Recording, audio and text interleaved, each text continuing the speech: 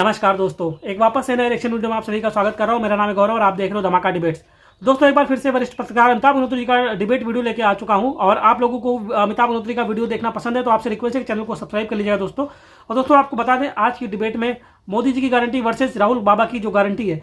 आपको पता है, इससे चुनाव से पहले जो राहुल गांधी बोले थे कि हम जो अगर चुनाव जीत जाते हैं तो किसानों को साल में 72,000 रुपये देंगे, और मोदी जी ने बोला था कि हम जो है किसान को सम्मान निधि देंगे भाई 6,000 रुपये सालाना। लेकिन वो जो जनता है वो 72,000 रुपये ना मान के राहुल गांधी की गारंटी ना मान के मोदी जी को जो है चुनाव में जिता दिया। तो इस पर अमिताभ मल्होत्रा जी ने आज समाजवादी पार्टी के प्रवक्ता और कांग्रेसी प्रवक्ता को जबरदस्त तरीके से धोया है।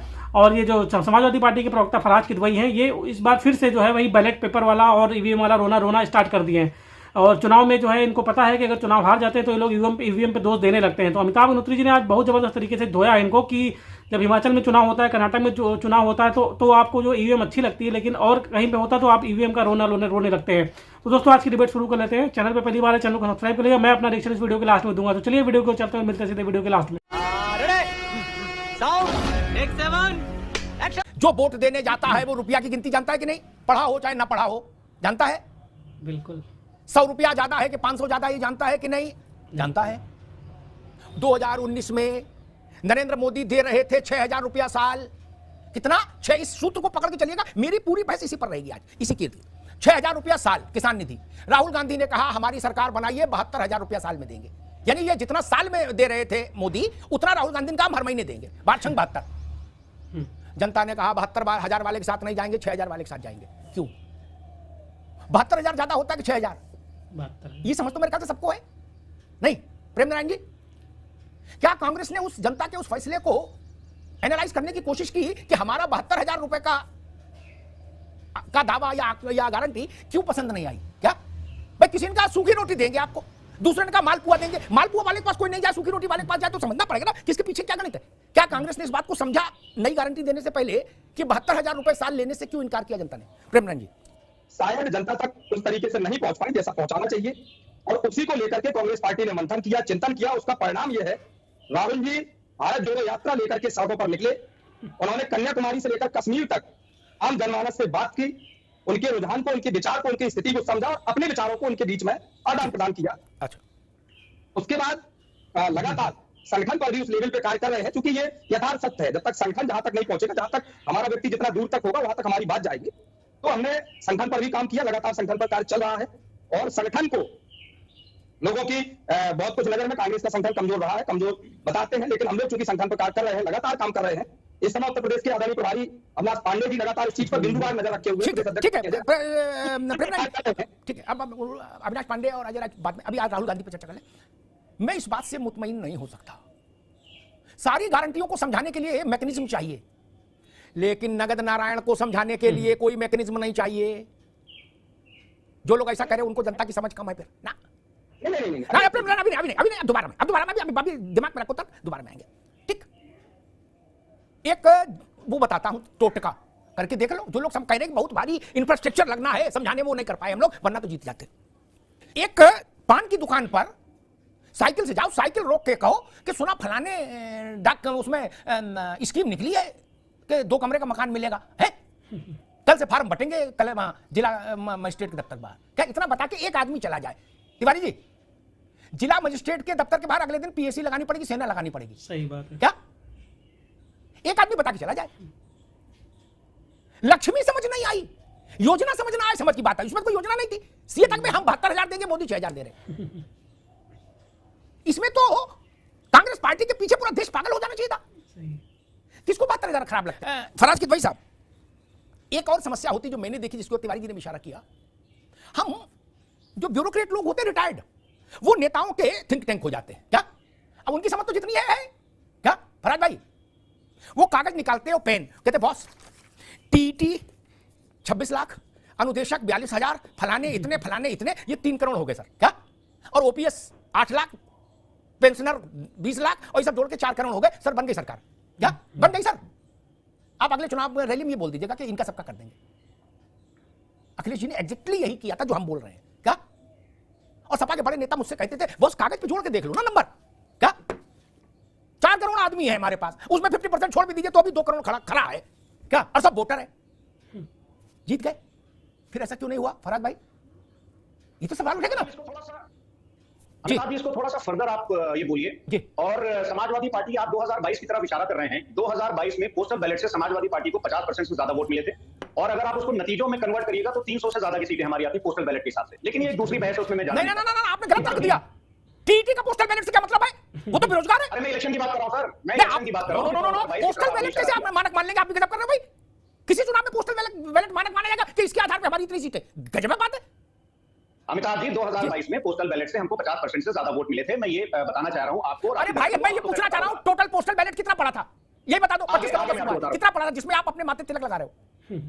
अरे अमिताभ जी, 50% से ज्यादा हमको वोट मिले। अरे मैं जो पूछा वो बता रही है, बात बता रहा। मैं पूछ रहा हूं टोटल कितने करोड़ पड़ा था पोस्टल बैलेट उत्तर प्रदेश में, ये जानना मैं चाहता समझ रहा हूं। देखिए क्या है अमिताभ जी के पोस्टल बैलेट की अगर आप बात करिएगा तो पोस्टल बैलेट को एक सैंपल के तौर पे भी यूज कर सकते हैं। और एक मिनट तिवारी जी, भारत के संसदीय लोकतंत्र में नया अध्याय जुड़ गया। मैं समझ गया जो बात अभी फराज किदवई कह रहे हैं, कल यही बात राहुल गांधी कहेंगे कि ये जो सरकार है, अगर वो नहीं आए सरकार में तो वो कहेंगे जो सरकार है ये नकली है, पोस्टल बैलेट में हमारे 300 सीटें हैं, चूंकि हमको 11,000 पोस्टल वोट मिले पूरे देश में। तिवारी जी, ऐसा होगा तब तो फिर कैसे चलेगा?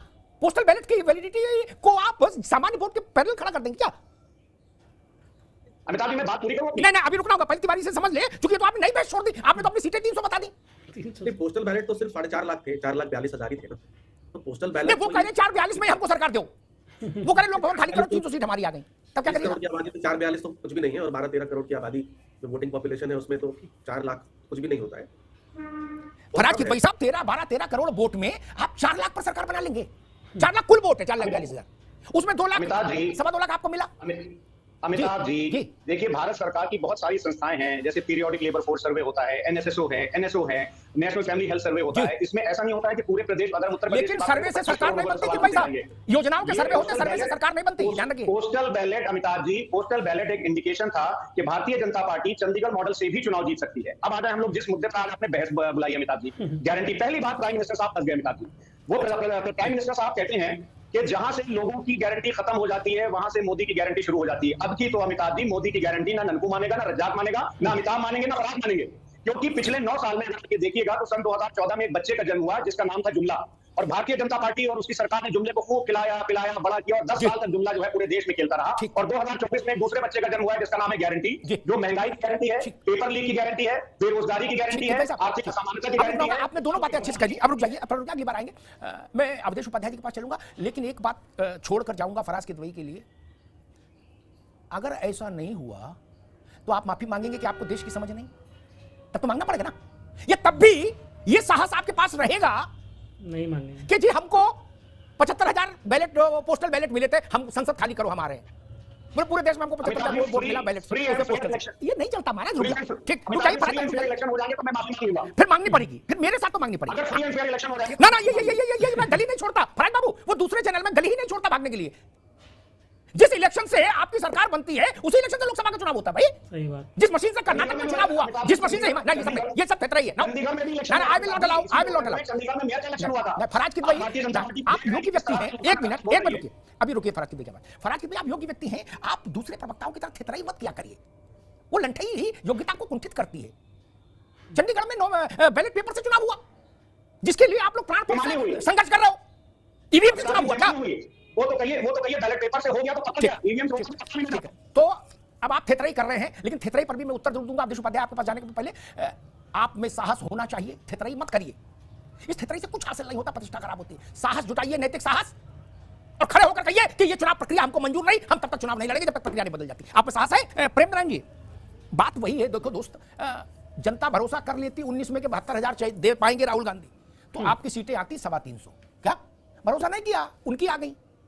इसमें काय को उलझा रहा हो इतनी कठिन कठिन बातें करके? जब जनता भरोसा करेगी तो सीट आ जाएगी। जब करती, एक मिनट रुक जाओ, जब करती थी आप पर भरोसा तो आपको सरकार में रखती थी नहीं? सही बात है। आपने 72,000 रुपया नगद देने की बात की, छोटी बात है क्या? इससे बड़ा कोई माइकल लाल गारंटी दे देगा क्या? 72,000 रुपया साल, 6,000 रुपया महीना नगद करकरे नोट, इससे बड़ी गारंटी कोई है क्या? इस देश के अंदर सबसे बड़ा जो लड़ाई है, ना मोदी जी राहुल जी की ना गारंटी की लड़ाई है, ना एनडीए और इंडिया की लड़ाई है। यथार्थ जी, मुझे आशा है कि थोड़ा सा आप अनअल्टरेटेड मुझको मतलब सुन लेंगे। जी बिल्कुल, मैं अपनी बात पूरी कह पाऊं। जी बिल्कुल जी। मैं देश को जो लड़ाई आप ले जाके खड़ा किया गया है, वो लड़ाई है धर्म बनाम संविधान की। चाहे हिंदू हो चाहे मुसलमान हो, आप किसी गरीब के घर में जिसके घर पर 2 जून की रोटी खाने का हिसाब ना हो, किसी धर्म से जुड़ा हो, प्रैक्टिकली बात कर रहा हूं, और उसको जाकर के आप बता दीजिए कि तुम्हारे घर में फला काला साया पड़ा है या ये कथा करवाइए, आपका कालदोष ये सब खत्म हो जाएगा। मैं गारंटी लेता हूं कि वो व्यक्ति चाहे उठा के पैसे किसी से ले, कुछ भी करे, लेकिन वो निवारण करवाएगा। इसीलिए वो 72,000 पर ये जो धर्म का जो उनको बताया गया और जो धर्म की बात आप लगातार सब जगह चलती है वो कहा गया, तो उस पर व्यक्ति वहां जाकर के रुझान हुआ, व्यक्ति का उदाहरण अगर ये नहीं हुआ होता, आज प्रति घंटे की बात करें या प्रति दिन की बात करें, जहां किसान प्रति घंटे 2 किसान आत्महत्या कर रहा है, जहां प्रति घंटे 2 बेरोजगार आत्महत्या कर रहे हैं, जहां प्रति घंटे 4 महिलाएं आत्महत्या कर रही हैं, उसके बावजूद मतलब सबका साथ सबके विकास की, सबके विश्वास की बात आती है, लेकिन सवाल कोई ब्रजभूषण सिंह पे नहीं करता है, कोई टैनी मिश्रा पर सवाल नहीं करता है, कोई चिन्मयानंद पर सवाल नहीं करता है, कोई कुलदीप सिंह सेंगर पर नहीं करता है। ठीक है, क्योंकि आ गई। मैं इस बात से बड़ा खिन्न और क्षुब्ध दोनों हो जाता हूं जब मेरे विपक्ष के सारे काबिल मित्र ये कहते हैं कि फलाने पे बात नहीं हो रही, ब्रजभूषण पर और चिन्मयानंद पाओ, किस किस पर बताया तमाम लोगों पे। ठीक, किसान की आत्महत्या, युवा की आत्महत्या, महिला की आत्महत्या, बात नहीं हो रही। तिवारी जी की बात करने पर रोक है क्या? जो टीवी पे बोल रहे हैं बातें कर रहे हैं, और किससे बात करना चाहते हैं भाई? सब बोल रहे हैं और करे बात नहीं हो रही, और कैसे बात होगी? लट चलेगा क्या? सही, आप करो ना बात, कौन रोक रहा है भाई?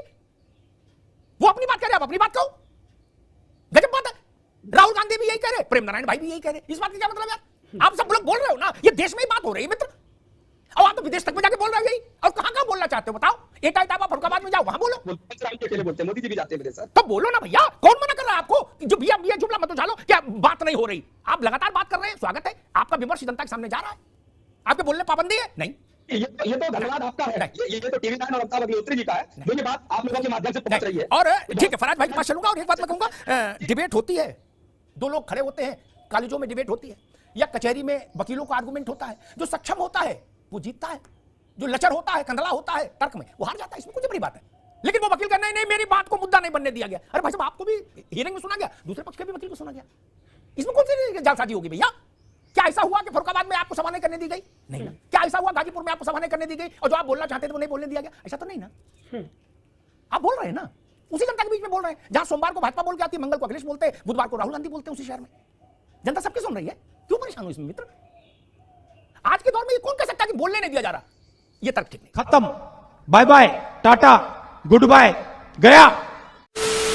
तो दोस्तों, वीडियो समाप्त हो चुका है, और अगर यहाँ तक अगर आप लोगों ने वीडियो देख लिया तो आप लोगों से रिक्वेस्ट है कि चैनल को सब्सक्राइब कर लीजिएगा, साथ ही साथ बेल वाले आइकन को प्रेस करके ऑल पे क्लिक कर लीजिएगा, जिससे जब भी हमारा वीडियो अपलोड होगा आपको उसका नोटिफिकेशन आ जाएगा। तो चलिए वीडियो की बात कर लेते हैं। और आज की वीडियो में आपने देखा कि कांग्रेसी प्रवक्ता जो प्रेम जी हैं और समाजवादी पार्टी के प्रवक्ता फराज किदवई, अच्छा फराज किदवई हमेशा जो है चुनाव आने से पहले वही बैलेट पेपर वाला और ईवीएम वाला रोना स्टार्ट कर देते हैं। इनका कहना है कि बैलेट पेपर से चुनाव होना चाहिए, क्योंकि जो मोदी जी हैं वो ईवीएम हैक करके जो है चुनाव जीत जाते हैं। तो ये इस तरह की जो सारी विपक्षी पार्टियां, चाहे कांग्रेस पार्टी हो, हमेशा जो है ईवीएम का रोना स्टार्ट कर देते हैं, चुनाव आने से पहले स्टार्ट कर देते हैं, क्योंकि इनको पता है कि चुनाव हार जाएंगे तो सीधे ईवीएम पे इसका रोना थोपड़ा, मतलब इसका दोष दे देंगे कि ईवीएम जो है उसको हैक किया गया। अमिताभ अग्निहोत्री जी ने आज बहुत ज़बरदस्त तरीके से इन लोगों को जवाब दिया है। जो मोदी की गारंटी वर्सेस राहुल गांधी की जो गारंटी थी, पिछले चुनाव में आप लोगों को पता है कि राहुल गांधी ने ये ऐलान किया था कि अगर हमारी सरकार बनती है तो हम 72,000 रुपये सालाना जो है पब्लिक को देंगे। लेकिन जो जनता है उसने जो है मोदी की गारंटी मानी, कि मोदी जी ने भी बोला था किसान सम्मान निधि और इस तरह से 6,000 रुपये सालाना देने की। तो जनता जो है 72,000 रुपये, ज़्यादा रुपये ना लेके मतलब मोदी जी के साथ में गई और उनको चुनाव जिताया। आज इसी बात पर अमिताभ अग्निहोत्री जी ने इन जो विपक्षी पार्टियाँ हैं इनसे जो है तर्कों पर बात की कि भाई आपका जो 72,000 रुपये ज़्यादा है कि 6,000 ज़्यादा है। तो डिबेट में आज फिर से वही जुमले वाली बात स्टार्ट कर दी फराज किदवई ने, कि जो जुमला था, जुमला पिछले चुनाव में पैदा हुआ था और जुमला जो है अब जो है ख़त्म हो जाएगा इस चुनाव में। और इस पर अमिताभ अग्निहोत्री जी बहुत सही तरीके से लोगों को जवाब देते हैं कि भाई आप लोग जो है जनता के मतलब जो मुद्दे हैं उन पे चुनाव नहीं लड़ेंगे, आप वही धर्म वाली राजनीति। अभी देखो जो कांग्रेसी प्रवक्ता है वो उन्होंने बोला कि धर्म वर्सेस संविधान की जो है इस बार लड़ाई होने जा रही है। धर्म और संविधान को जो है जो सरकार है, भाजपा सरकार, वो ख़त्म करने पर लगी, संविधान खत्म हो रहा है, लोकतंत्र खत्म हो रहा है। हमेशा जो है ये जो विपक्षी पार्टियां हैं इसी तरह की बातें करती हैं कि बीजेपी ने लोकतंत्र खत्म कर दिया, संविधान खत्म कर दिया और ये वो सारी चीज़ें।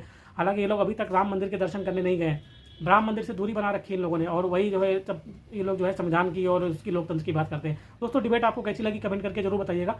इसी तरह के वीडियो आपको हमारे चैनल पर देखने को मिलते रहेंगे। तो आपसे रिक्वेस्ट है चैनल को सब्सक्राइब करें और वीडियो को ज़्यादा से ज़्यादा शेयर कर दिए। चलिए मिलते हैं आपको किसी और वीडियो में, तब तक के लिए जय श्री राम।